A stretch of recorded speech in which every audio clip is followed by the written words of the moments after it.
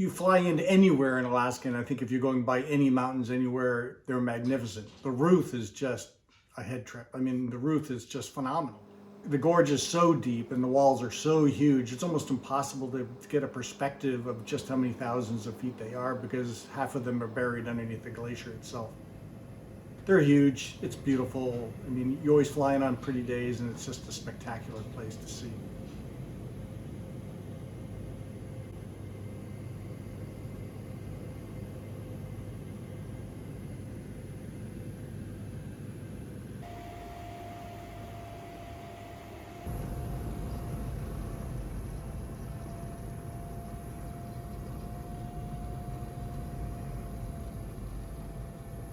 Yeah, I grew up spending summers in Maine ever since I was born. So the first 18 years of my life, we went to the same little lake, Lake Huadon in East Stoneham, Maine, and we literally let the day after school let out, and we stayed until the day before school started again. So I feel like I grew up in the woods of Maine.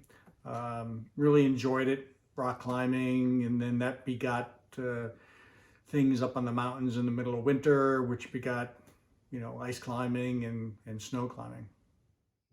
I think the first time we ever went into the range was 1982 or 1983, somewhere in that. The first time we went into the Ruth Gorge, we succeeded on a route that we didn't think much of and didn't even report it.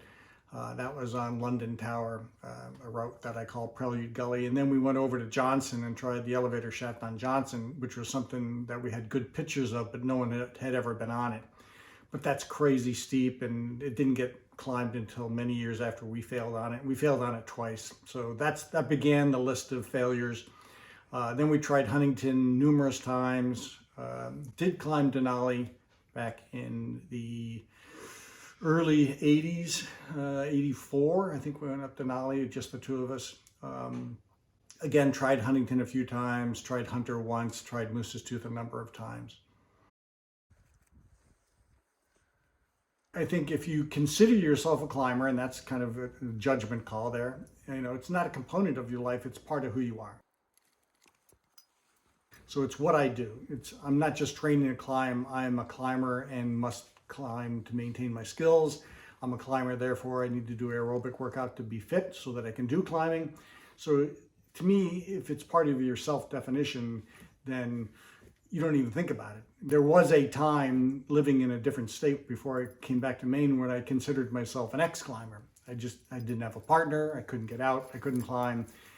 But I failed at being an ex-climber, which was, I guess, great to be a failed ex-climber. And so when I was happiest when I went back and was able to get a partner and start climbing again. That was me, it's who I am.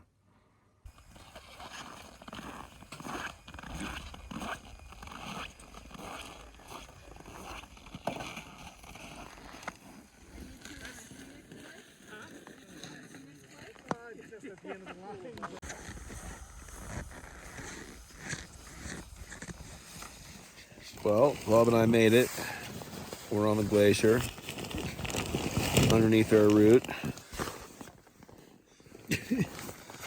Bob, Ryan. It's like the Alaskan beach here. It's so sunny, warm. We've been cooking food all day. Food? I guess it's kind of hard to call what we try to eat food. Oh, this place is filled with people. And there's our incredible climb. 3,000 feet.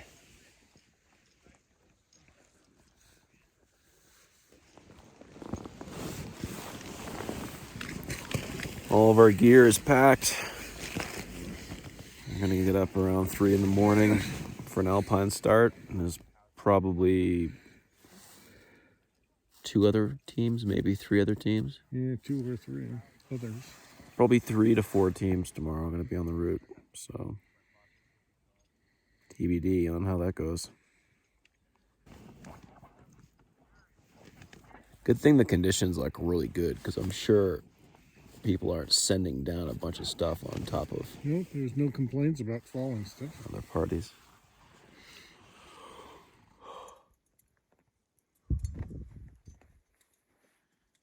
morning, Denali. I think both of us heard our neighbors waking up, and that was about 2:45 in the morning, and Ryan jumps out of sleeping bag like he has things to do. Racking up, ready to go. Racking up. One of the groups next door to us had said they were going to head off by about 3:30, and they headed off. We could see their head torches across the glacier, and then at the beginning of the route. And then another group started off at about maybe 15 minutes or 30 minutes after that. And so we waited till they got basically up the first pitch before we started across the glacier and up the climb. You see that red moon behind you? Ready for pitch one. Ready for pitch one. Go get him, Ryan. Look at that. We got up to the first pitch, which I always think of as my crux because it's rock and mixed, and that's not my specialty. We had worked on that pretty often during the winter, so that it wasn't going to be an obvious weakness. It was still a weakness, but not something that we hadn't reached some degree of proficiency with.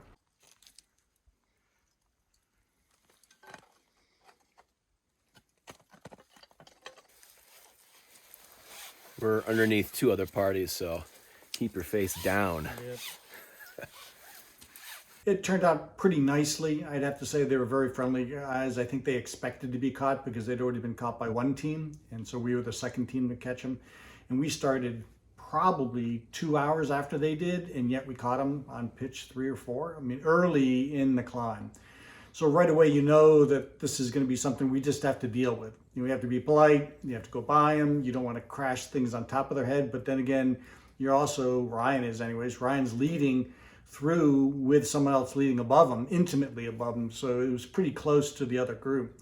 I think it worked out pretty well. I mean, they were pretty nice about letting us through. I think they expected it.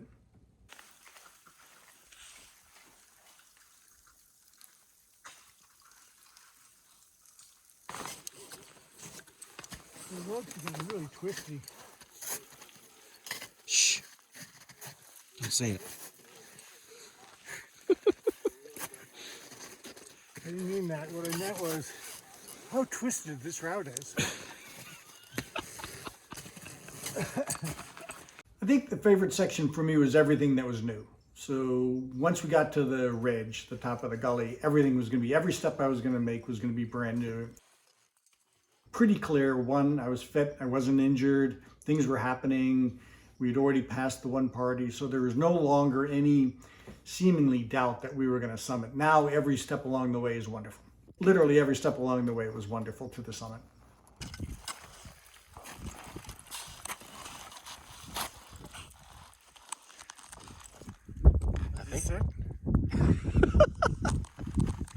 I think we did it, man.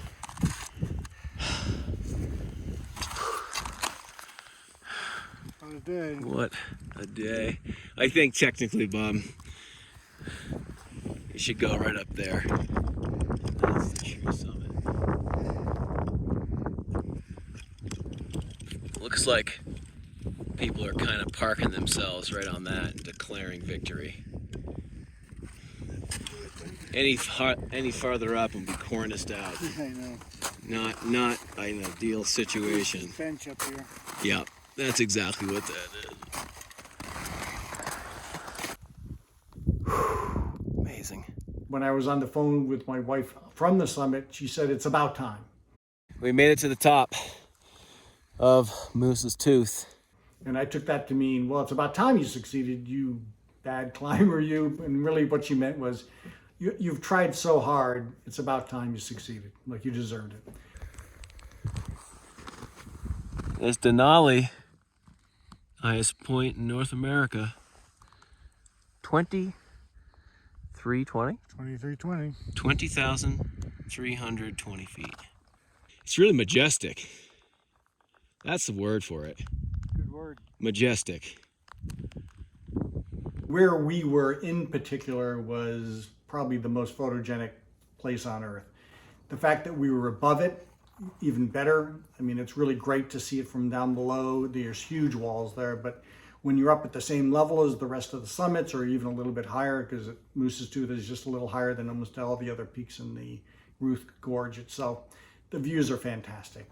You know, I tell people, if you go to Alaska, you've got to get on a plane. You've got to get to Tucky to get on a plane and get out there and see it, because it's just a once in a lifetime experience.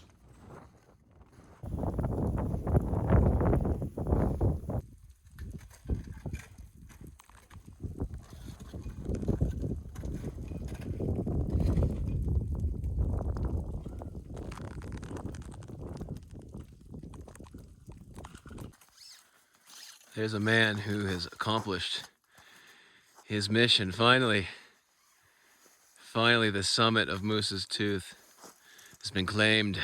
I think, you know, you have to give kudos to, you know, everybody who deserves kudos. You know, first and foremost, Ryan, for being my partner and making it look easy and making it safe and doing such an outstanding job on the mountain, before the mountain, on the mountain, after the mountain. I mean, just being there for me, I really appreciate it. John Frey from the Uphill Athletes Group. Things worked out really well. I'm really appreciative of the coaching we got. The coaching actually gave us all a mission report as well as the weather report, so we were totally dependent on that system. And then my family for supporting me through all these many, many years of attempts. Oh, what a day. 16 hours nonstop. This is a lot of work. It is. Yeah, and like I said, those are like, there's definitely some drawbacks. You missed the drop, somebody off somewhere.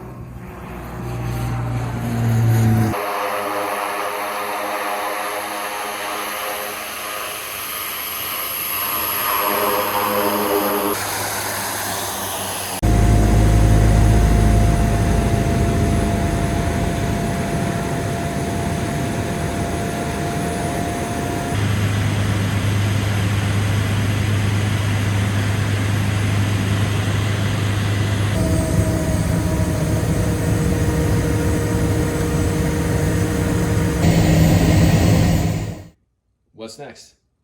Don't know for sure. For sure, I relaxed for the first week, so I'm already been home about a week. So I kind of did my fair share of. I don't have to train so rigorously. I don't have to really pay attention to my schedule. It was great to check in with everyone, because almost all my friends know that I've just been such an utter failure for all these decades, and I don't mean just years, but literally decades of climbing in the Alaska range. I guess the ultimate failure would be not returning, but you know, I returned, but in failure. So checking with everybody, it was great to get the feedback. It's great to, you know, start the life back up again. But I enjoyed success. Maybe that's a greedy thing, maybe not. I think it's very logical. You know, as long as Ryan wants to climb with me, as long as we have that relationship, as long as we can put together, you know, the same conditions and the same weather window, I think it would be great. I think it would be fun to do another climb.